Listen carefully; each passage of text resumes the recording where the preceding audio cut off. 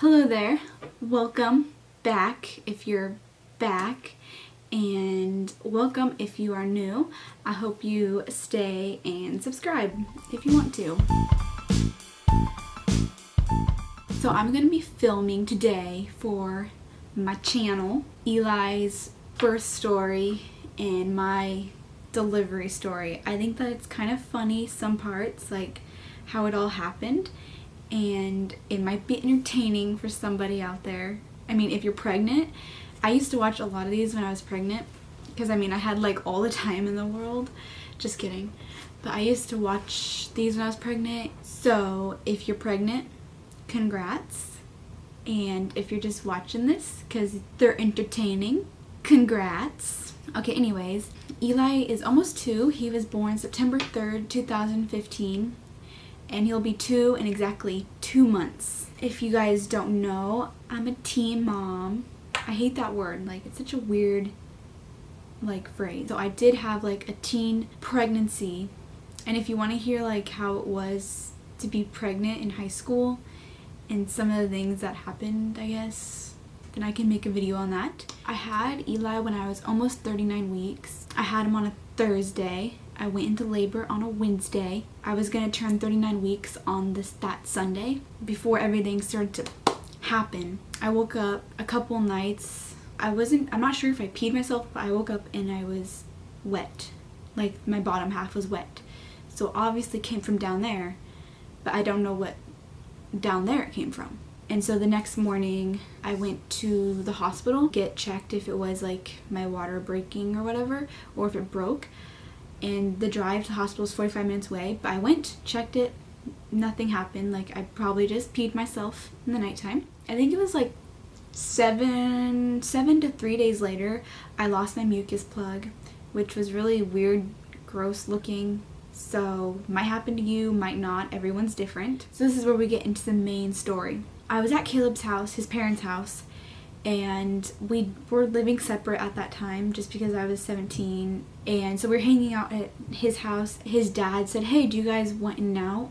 I'll pick some up when I get home from work." And we're like, "Sure, we'll take In-N-Out any day." And I was like, before he comes, I want to work out. And I went downstairs to get the dumbbells, and then I went back upstairs and I was like, I keep peeing my pants. Or I thought it was pee. I went to the bathroom. I went to go pee and to get a paper towel to put on my underwear because I didn't have the pad with me.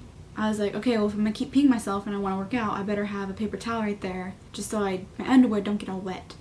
And then by the time I made it downstairs to get to the bathroom, my underwear were wet. And so I said, Caleb, can we drive to my house so I can change my underwear, my pants, and to put a pad on because I just keep peeing myself. And so we were planning on doing that before his dad got back from getting In-N-Out. So we drove over to my house.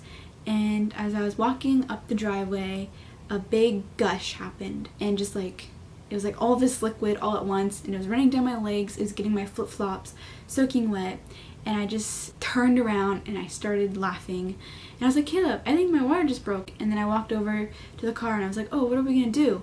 And I looked at the seat, the passenger seat I was sitting in, and it was wet. And I didn't even know because my underwear were already wet. And Caleb's like, okay, well, I'm gonna drive back to my house to get a few things. Okay, I'm gonna go inside and take a shower because I'm disgusting. And so I got to the door and it was locked, and so I was knocking on the door at my parents' house, and then my brother opened it, and I was kind of being sassy at that point, and I was like, my water broke, give me a towel, which wasn't very Christ-like of me to be sassy towards my brother. And then he got me a towel, and then I went into the bathroom. But on my way there, I was like, hey, my water broke, I'm gonna take a shower. So of course, take a shower, get all changed, and then my mom, she's a home health nurse, so she has nursing stuff, so she gave me this, it's called a chuck pad. It's a puppy pee pad, and I wrapped that around myself. I think I sat on it in the car so that while my water was breaking, it wasn't just going everywhere, all over the car. And my mom was renting a car, so we had to take that car, and Eli's car seat was in that car. Caleb got back, we got all my stuff into that car, my hospital bag in that car, and Caleb got the In-N-Out, and it's a 45-minute drive there. So we get to the hospital, and they checked to see if the fluid was actually amniotic fluid, and it was. So shortly after that, I got in the labor delivery room, but of course my mom Oh, and my sister was with us because she wanted to come. And we all got into like the labor and delivery room. And my dad, I think he was going in nursing school at that time, so he wasn't there. That night, nothing really happened, and they said, if you don't pick up soon, like I think you have either 12 hours or 24 hours after your water breaks, then you have to get Pitocin just because there's like a risk of infection. So I think like within 2 hours I got Pitocin, and then before that I had like light cramps, but then after that, after getting Pitocin, since it picks up your labor, I was in so much pain. And when they checked me, I was only like 3 centimeters in, like 3 centimeters dilated. Like my birth plan, I wanted to go natural as best I could. Like I wasn't like full on like, yes, I'm gonna do it natural. Like if I wanted an epidural, then I was gonna get it. During like contractions and stuff, I just wanted Caleb like the whole entire time. He was like helping me through it, holding my hand, like breathing with me, and he was like the only person I wanted there. Like I don't know, like everyone else when they were like talking, it was like annoying me. But my mom would be like, oh, I think she's having a contraction. And I'm like, yes, I am having a contraction. It hurts. The Pitocin, like, I don't know if it was the Pitocin. It obviously was, but it was like, it was really painful. And so a couple hours later, I was like, I'm just going to get an epidural. You know, whatever, I'm getting an epidural. And then my mom was kind of like, Kaylee, just get the epidural. And then, so I was like, sure, whatever. And then so they gave me the epidural.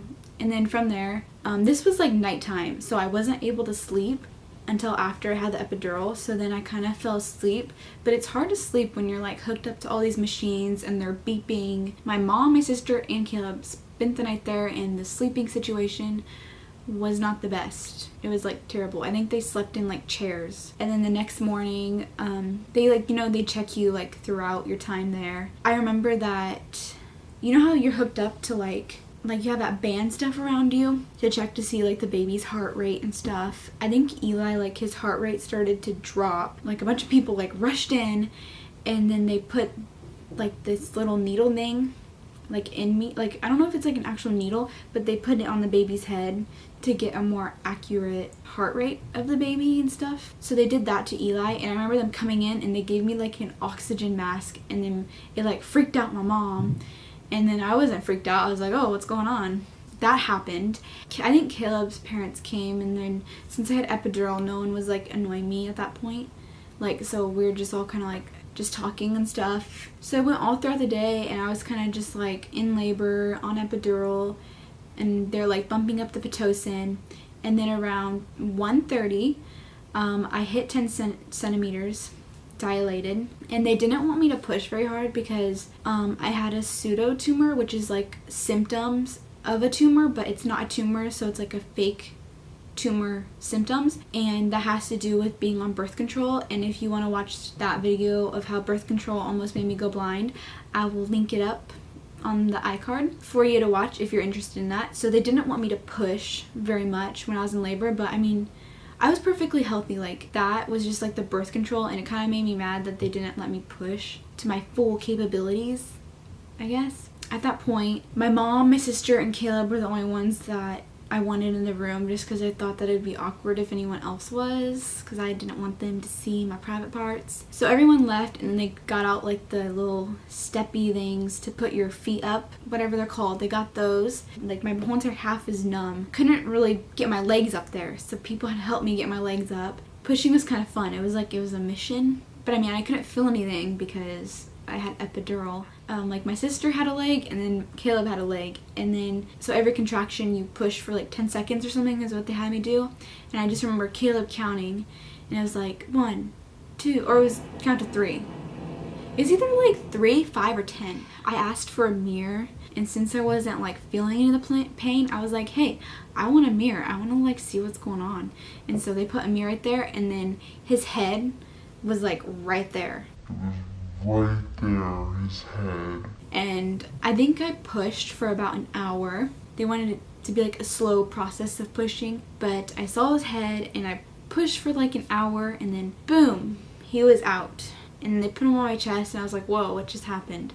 There's a baby on my chest. I remember Caleb was kind of afraid to cut the umbilical cord, which was kind of funny, and then my sister was all like, I'll do it. And then Caleb's mom, at that point, she like came into the room which like I didn't care. And she's like a labor nurse, like a baby nurse, so she's seen that stuff. But about the umbilical cord,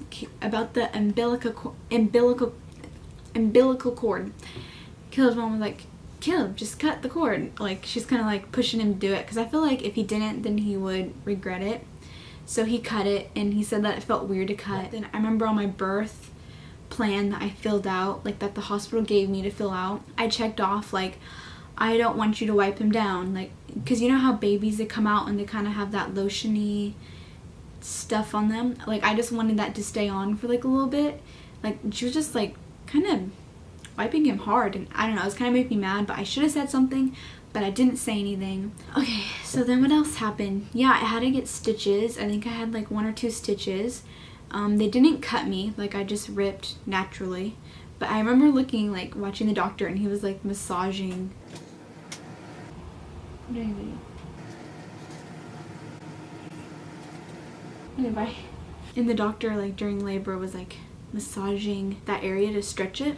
Like, you know how they do that? Yeah, and then Caleb said that he remembered them pulling out the, not pulling out, but like kind of getting the placenta to come out, because you have to deliver the placenta too. And then the doctor was like gently pulling it like this. And then he said like the cord was like really long. And then I got a picture of the placenta too. I don't think I'm gonna put the picture in this video because I don't know, it's kind of weird to put in a video. You can just Google what a placenta looks like if you're that curious. Yeah, I thought the placenta looked hecka weird and cool. It was like all veiny. It was weird. It's like your body makes a placenta for your baby. And I felt like after having Eli, since I had epidural and since like your body just went through labor, I mean, I didn't feel it, but like physically I was really tired, so I think I fell asleep after that. And I remember you stay in that room for a little bit, like the labor and delivery room for a little bit, and then they take you into another room.